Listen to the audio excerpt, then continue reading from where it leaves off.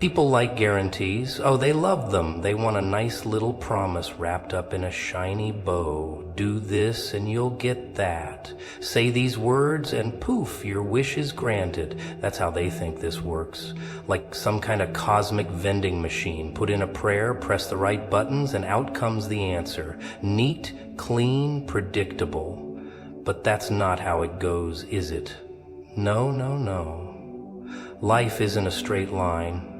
People think prayer is easy, a nice little thing you do before bed, before meals, before a big test you didn't study for, just a few words tossed into the air, expecting something to happen. But real prayer, oh, real prayer, that's not easy.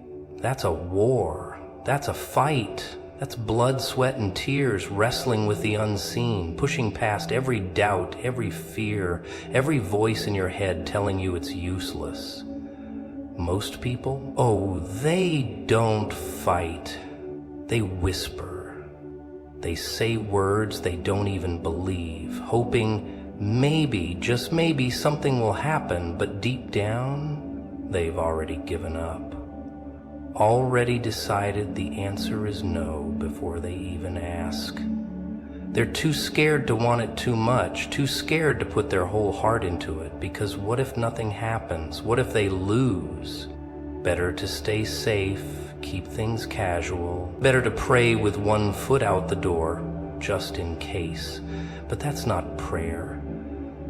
That's talking, and talking won't shake the heavens.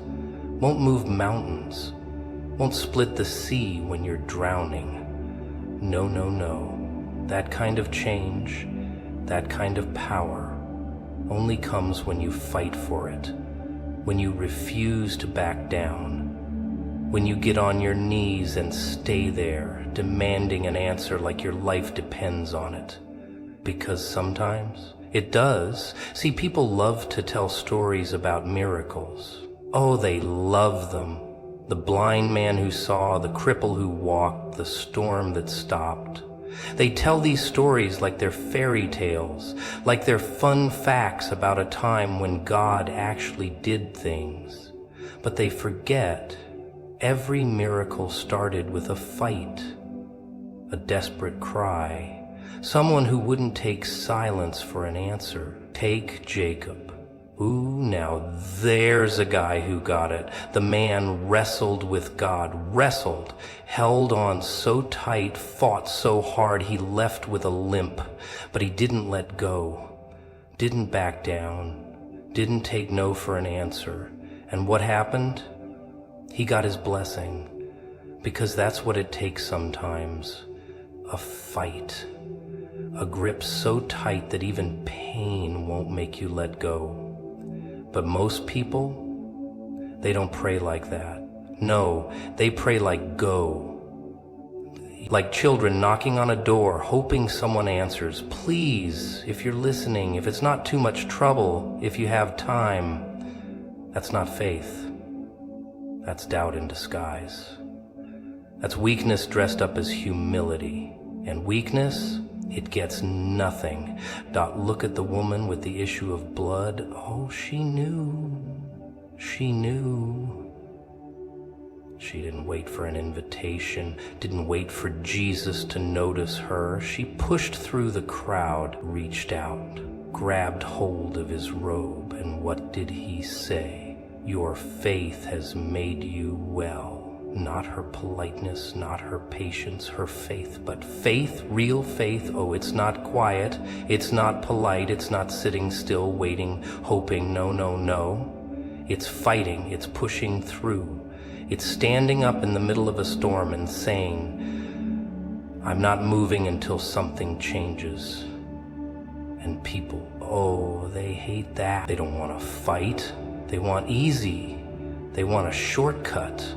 They want a guarantee before they risk believing. But faith, real faith, moves first. And that's the secret. That's the part people don't want to hear. That prayer isn't about waiting around hoping for an answer. It's about fighting for one. about wrestling, pushing, refusing to let go, because sometimes the answer doesn't come easy. Sometimes it doesn't come at all until you prove you really want it, until you prove you're willing to go the distance, to hold on even if it hurts.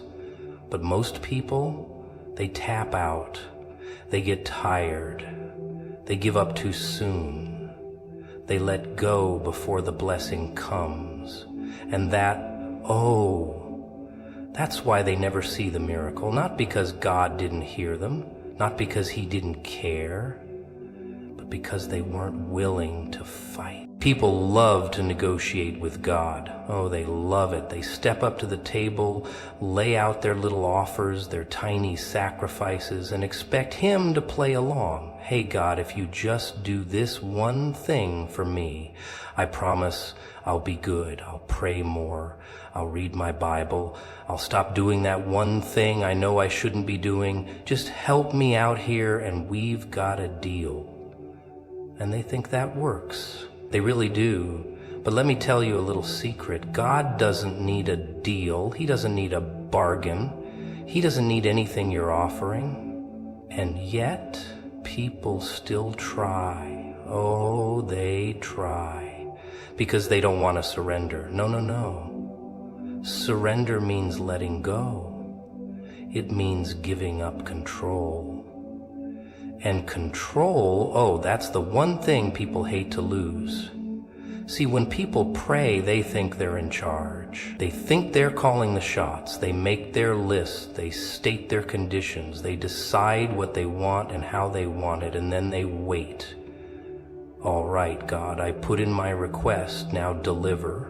And when nothing happens, that's when the panic sets in. That's when the doubt creeps up. Maybe He's not listening. Maybe I need to pray harder. Maybe I need to do more. And so they adjust. They tweak their offer. They bargain. But it's not about doing more. It's not about saying the right words, making the right promises, or putting on a better show. It's about trust. And trust, real trust, that means letting go of the outcome. That means stepping up, laying everything down and saying, whatever happens, I trust you. And that's the part people hate. Because trust means risk. They want a guarantee. But here's the problem. God doesn't work with guarantees. No safety nets, no backup plans, no just in case. It's all or nothing. Jump and I'll catch you. But people, they don't want to jump. They want to see the net first. They want to know exactly how it's all going to play out before they take that step. They want a contract, not a covenant. But faith doesn't negotiate. Look at Abraham. Now there's a guy who got it. He had a promise, a big one, a son, a future, a nation. But then one day God says, give it back. Just like that. Take Isaac up the mountain. Sacrifice him. And that's the moment most people would have tapped out. Wait. That's not the deal. You promised me this. You gave me this. Now you want me to give it up. But Abraham, he didn't argue and he didn't negotiate. He trusted. And just when he was ready to let go, just when he had surrendered completely, that's when God stepped in.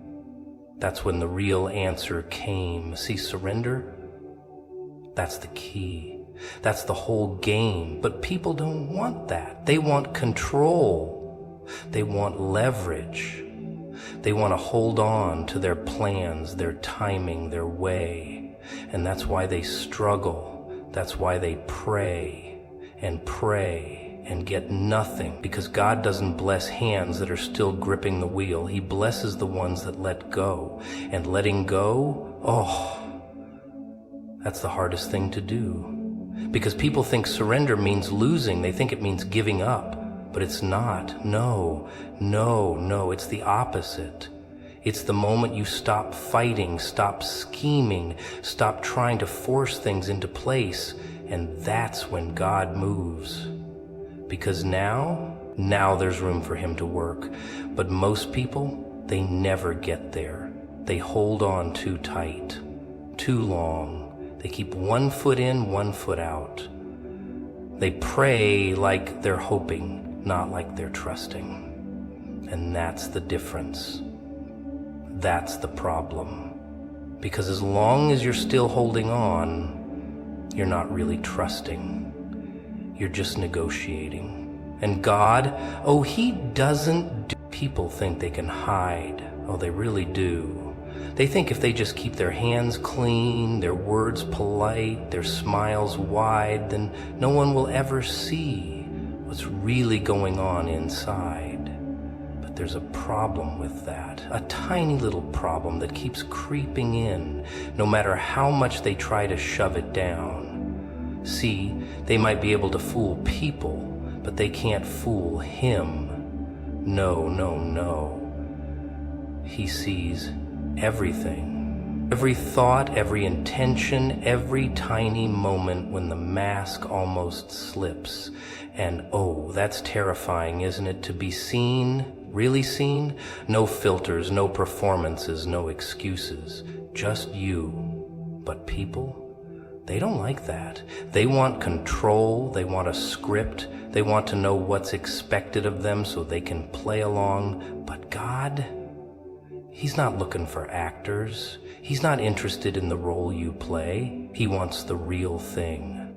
The part of you you don't show anyone. The part of you that keeps you up at night wondering if maybe, just maybe, you've already gone too far. If you've messed up too much. If he's still listening. Oh, and the games people play, the little bargains, the half-hearted prayers. Lord, I'll change, I'll do better, I promise, just give me another chance. But do they mean it, really? Or is it just another act, a way to feel better without actually changing? Because here's the thing, God doesn't need words. He doesn't need empty promises, he needs truth. And the truth, that's the one thing most people just can't give. 'Cause the truth is messy, it's ugly. It means admitting that deep down, you don't trust him the way you say you do. That deep down, you're still trying to be the one in charge. That you're scared, really scared of what might happen if you actually let go. Because what if he doesn't come through? What if you're left with nothing? Oh, people don't say it out loud, but it's there. Always there. The doubt, the fear, the hesitation. And God, he's just waiting. Waiting for you to stop. Stop pretending. Stop performing. Stop trying to handle it on your own. But that, oh, that's hard. Because people love the illusion of control. They love feeling like they have a say in how this all plays out. They want to believe they can earn the answer. That if they just say the right thing, do the right thing, be the right thing, then they'll get what they want. But that's not how this works. That's never how it worked. Look at the ones who really got it. The ones who understood. They weren't the ones who had it all together. No, no, no. They were the ones who knew they were a mess. The ones who knew they had no control. The ones who didn't come to God with a deal, but with desperation. The woman who reached out for just the edge of his robe, she didn't try to negotiate. She didn't make a speech. She just believed. The thief on the cross, he didn't list all the reasons he deserved a second chance. He just said, remember me. And that was enough. But most people, they don't get there. They cling too tight for too long. They tell God they trust him, but their hands are still gripping the wheel. And he's just waiting. Waiting for the moment you finally understand. That it was never about the words, never about the performance, never about being good enough. It was always about trust, real trust. the kind that doesn't come with condition, the kind that doesn't hedge its bets, the kind that jumps without seeing the net. And most people, oh, they'll never do it. They'll keep their masks on, they'll keep their hands on the wheel, they'll keep waiting for a guarantee, and in the end, they'll wonder why nothing changed. But deep down, they'll know, because they never really let go. Oh, people love control. They crave it. They wake up every morning thinking, today I've got it figured out. Today nothing slips through the cracks. Today I call the shots. But what happens? What happens when the universe laughs in their face? When their little plans crumble like wet paper? Oh, that's when the panic sets in. That's when the hands start shaking, the heart starts racing, and suddenly they realize they were never in control to begin with. Not even for a second. But do they learn? No. They double down, they try harder, they grip tighter, 'cause letting go, that's terrifying. It means admitting that they don't know, that they're not the ones running the show, that there's something or someone far, far bigger pulling the strings. And that's unacceptable. Because if they let go, what then? What if it all falls apart? What if they lose everything? What if God doesn't catch them? Oh, that's the fear, isn't it? The unspoken question, the one they bury under their prayers and their hymns and their little inspirational quotes. What if I trust and nothing happens? What if I step out and he's not there? What if I let go and all I'm left with is the fall? And that fear, it keeps them locked in, keeps them playing the same losing game over and over. They pray, but they don't believe. They ask, but they don't surrender. They say they trust, but their fingers are still wrapped tight around the controls, just in case. But here's the secret, the part they don't want to hear. Trust isn't trust if you've got a backup plan. If you've still got one foot in the boat while the other dips a cautious toe in the water. That's not faith. That's insurance. That's hedging your bets, making sure you don't look too foolish if this whole God thing doesn't pan out the way you want it to. Oh, people love to say they trust. They love it. But watch them. Watch how they live. Watch what they hold on to. Watch how they panic when things don't go their way. That's where the truth is. Because real trust, it's messy. It's reckless. It's stepping off the ledge with your eyes closed. It's saying, even if I lose everything, I know he's still got me. And how many people can say that? Not many.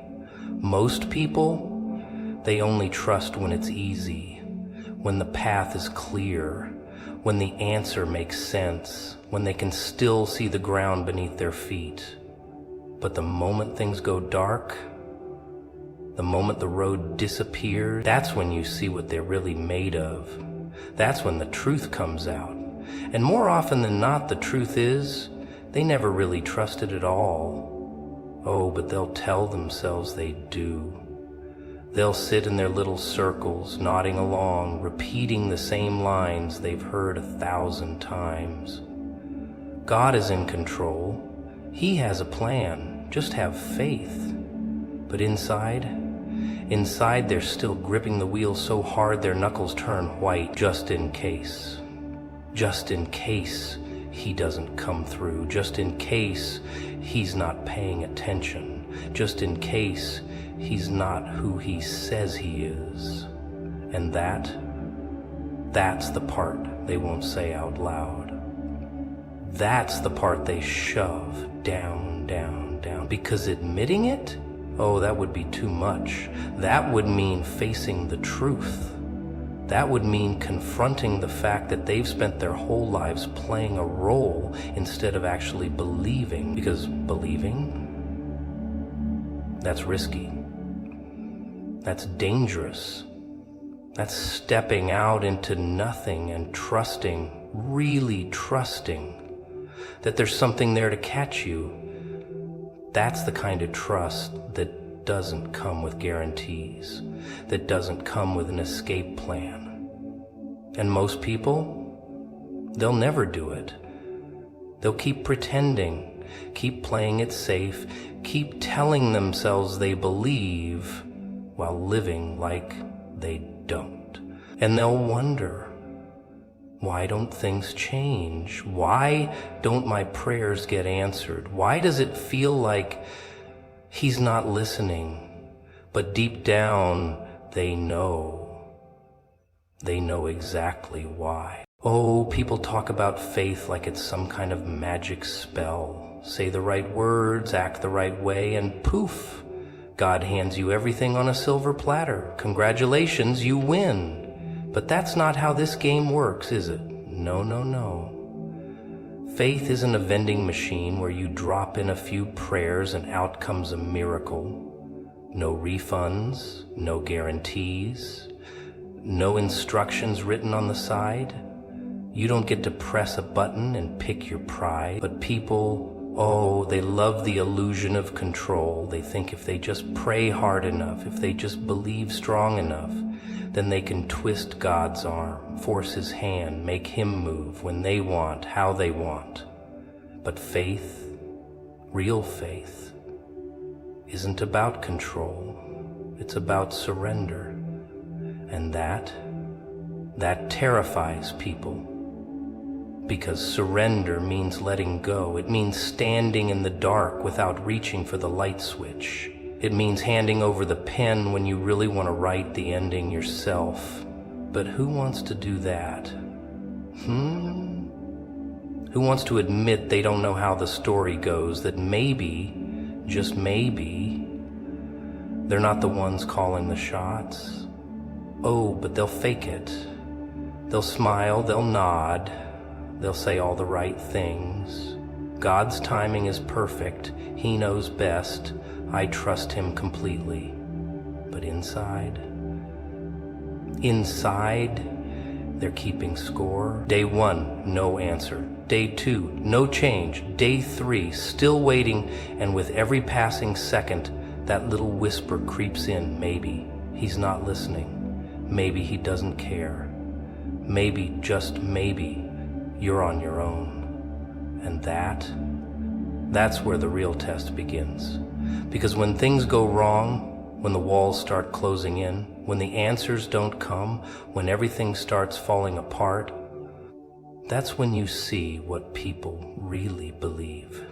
That's when you find out if their faith was real or if it was just another game they played to make themselves feel safe. Because real faith, true faith, it doesn't waver when the storm hits. It doesn't flinch when the ground gives way.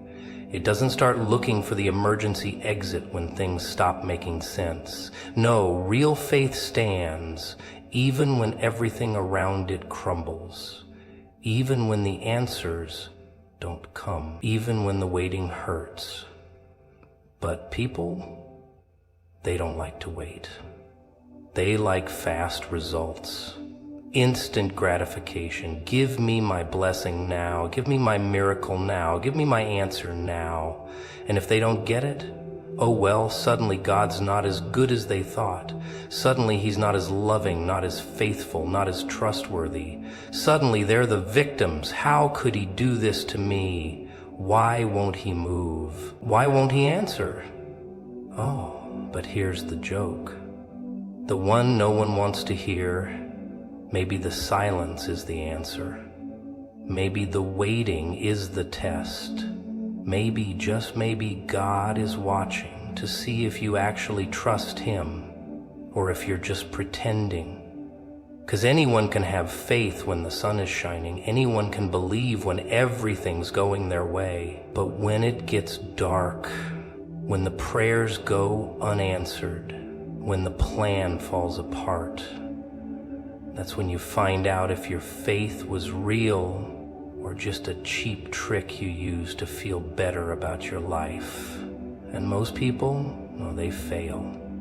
They crack, they walk away because they never really trusted to begin with. They just wanted the benefits, the blessings, the rewards.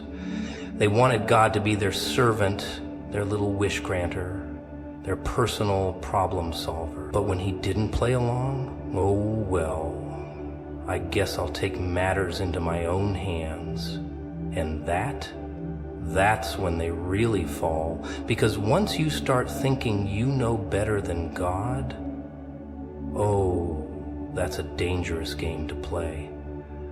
That's the kind of thinking that turns faith into pride, that makes you believe you should be running the show, that makes you think, maybe, God doesn't have it all figured out. Maybe he needs a little help. But that's not faith.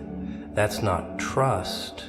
That's control dressed up in a fancy disguise.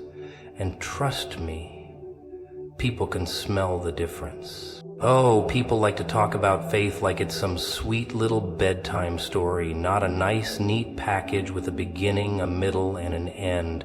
Trust God, let go, and everything will work out. That's what they say, right? Just pray, be patient, and boom, your life turns into a miracle montage. But let's be real for a second. That's not how it works, is it? No.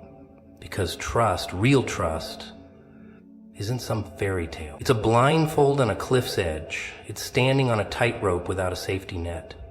And the best part, you don't even get to know how far the drop is. Could be inches, could be miles. But you're not in control, are you? No. You just have to fall and hope there's a hand waiting to catch you. And that is what makes people squirm.